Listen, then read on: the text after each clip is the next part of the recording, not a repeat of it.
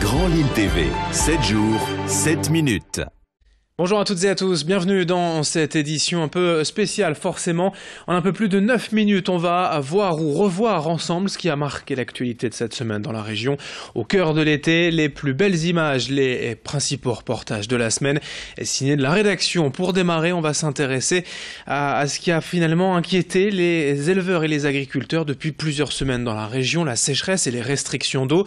Du coup, comment se sont passées les moissons de blé, bien malgré l'inquiétude des cultivateurs, les premières récoltes de blé qui ont démarré ces jours-ci semblent plutôt bonnes. Deux facteurs l'expliquent: le taux d'humidité du blé et les conditions climatiques satisfaisantes.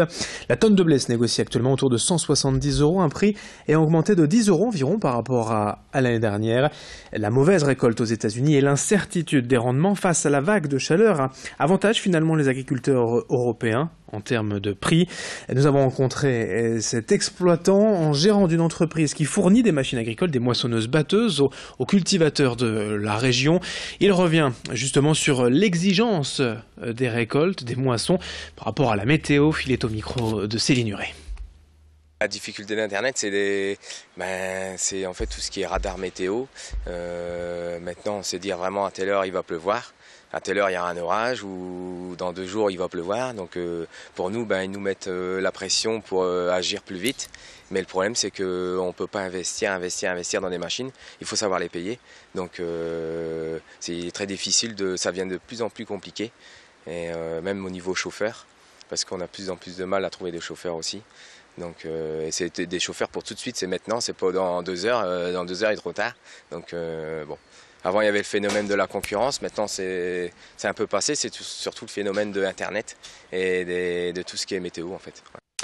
Avis aux jeunes de la région, depuis 1 an, les Hauts-de-France proposent la carte génération aux lycéens et aux apprentis. Cette année, d'ailleurs, le dispositif est renouvelé. Plusieurs avantages pour eux: une aide financière pour acheter ou louer les manuels scolaires ou encore le matériel pour les apprentis, et jusqu'à 100 € la première année et même 200 € pour les apprentis. Les détenteurs de la carte bénéficient également de tarifs réduits dans les domaines du spectacle, de la culture, du sport ou du tourisme. Une nouveauté cette année, une aide complémentaire à la scolarité pour les familles les plus modestes. Présentation donc de ce dispositif, la carte génération, que l'on peut demander sur cartgénération.hautefrance.fr avec les propos recueillis par Céline Huret. La vraie nouveauté, c'est qu'elle a été étendue pour tous les jeunes et les apprentis des Hauts-de-France. Elle est enrichie au fur et à mesure des idées. Alors, cette année, nous allons lancer une aide complémentaire à la scolarité. Alors, autant la carte Génération Hauts-de-France, c'est sans critères de ressources. Donc, chaque lycéen, chaque apprenti peut avoir sa carte. Ça lui permet aussi de rentrer dans son établissement scolaire, dans lequel, par exemple, nous sommes, ou la cantine.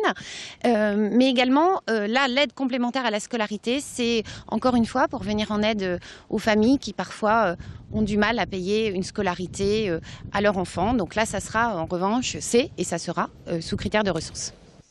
Autre information vue cette semaine, les traditionnels et immuables contrôles de sécurité chez les centres d'accueil de mineurs, d'enfants dans la région, les centres aérés, les centres de vacances. La direction départementale de la cohésion sociale a procédé à l'une de ces inspections au centre d'accueil de mineurs Faubourg de Béthune à Lille. Les feuilles de présence, la qualification, les diplômes des animateurs, les allergies, la sécurité des locaux, le matériel, tout est passé en revue par les 2 inspecteurs jeunesse et sport. Leur mission est bien de vérifier sur le terrain qu'il n'existe pas de décalage entre ce qu'a pu déclarer il y a plusieurs semaines avant les vacances le centre et ce qui est réalisé finalement sur le terrain une fois les enfants accueillis. Mathilde Baron a rencontré l'un de ces inspecteurs qui évoque justement le fonctionnement des contrôles. Chaque année, on établit un plan de contrôle régional décliné à l'échelon départemental avec des priorités, principalement là où il y a beaucoup d'enfants, les centres sur lesquels les années précédentes on a repéré quelques petits dysfonctionnements, ou alors des centres où les directeurs ou directeurs adjoints sont encore en formation, donc sont stagiaires. Tout ça pour dire qu'on est à la fois sur un travail régalien où on s'assure de la conformité réglementaire, mais aussi d'accompagnement des personnes qui accueillent les enfants. Il se peut parfois qu'il y ait quelques manquements. Bien souvent, c'est plutôt lié à une méconnaissance qu'à une volonté manifeste que de s'écarter de cette réglementation. Dans le reste de cette édition, le grand angle de la rédaction consacré aux retombées économiques pour la ville de Dunkerque suite au film du même nom sorti il y a maintenant une dizaine de jours et qui fait carton plein dans les salles, qui recueille également de nombreux avis positifs. La ville aurait bien sûr tort de ne pas capitaliser sur le potentiel publicitaire et touristique du film. Elle l'a bien compris.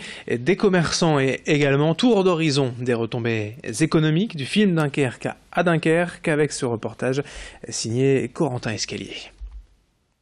L'engouement autour de Dunkerque, le film, pourrait bien profiter à Dunkerque, la ville. Le CNC annonce 9 millions d'euros de retombées économiques pour la ville lors du tournage et la municipalité ne compte pas s'arrêter en si bon chemin.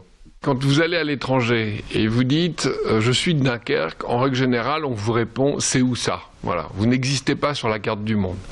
Et donc vous êtes plus ou moins obligé de dire c'est près de Lille, voire c'est près de Paris, donc ce qui devient compliqué. Là, je pense que maintenant, quand vous allez à l'étranger et que vous êtes dunkerquois et vous dites j'habite Dunkerque, ils vont dire ah oui Dunkerque. Et donc ça va changer.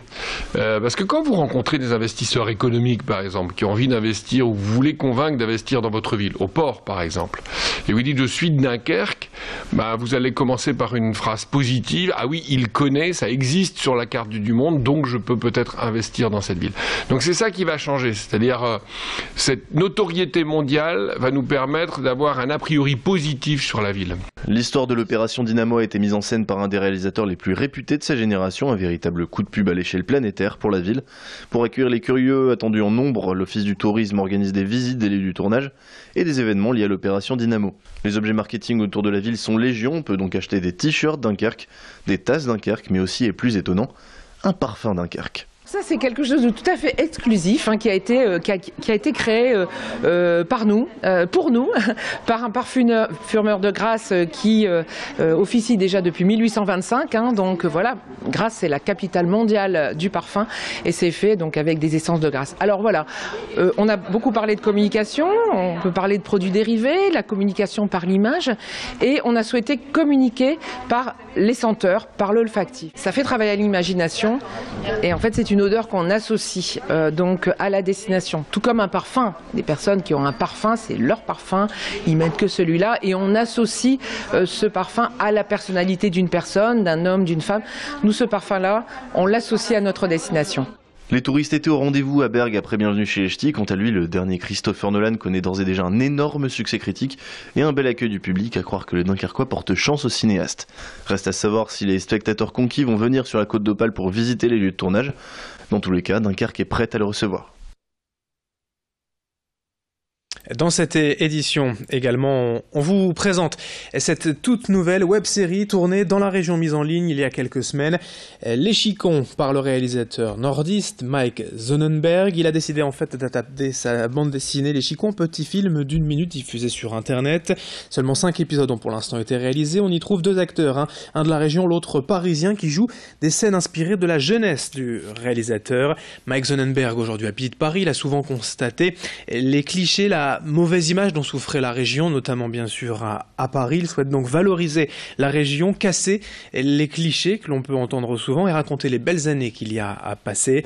Pour le moment, le réalisateur est satisfait des retombées. Il espère surtout, à la manière de toutes ces petites séries en fait que l'on voit maintenant à la télé, l'adapter sur le petit écran. Je vous propose de l'écouter, ses perspectives au micro de Céline Huret.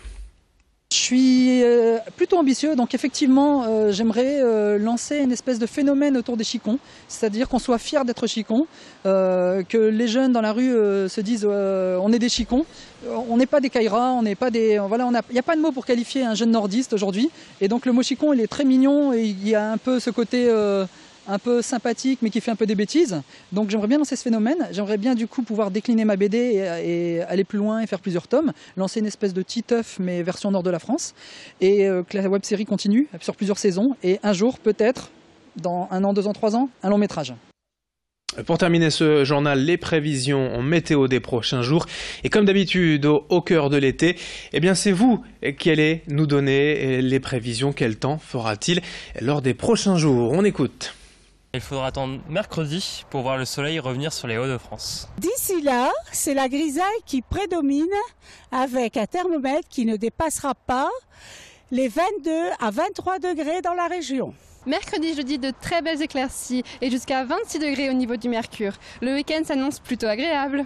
Passez une belle semaine et soyez prudents sur les routes de la région et d'ailleurs. Fin de cette édition, merci à vous de l'avoir suivi. D'autres infos bien sûr à suivre. Très belle journée à toutes et à tous en notre compagnie. Grand Lille TV, 7 jours, 7 minutes.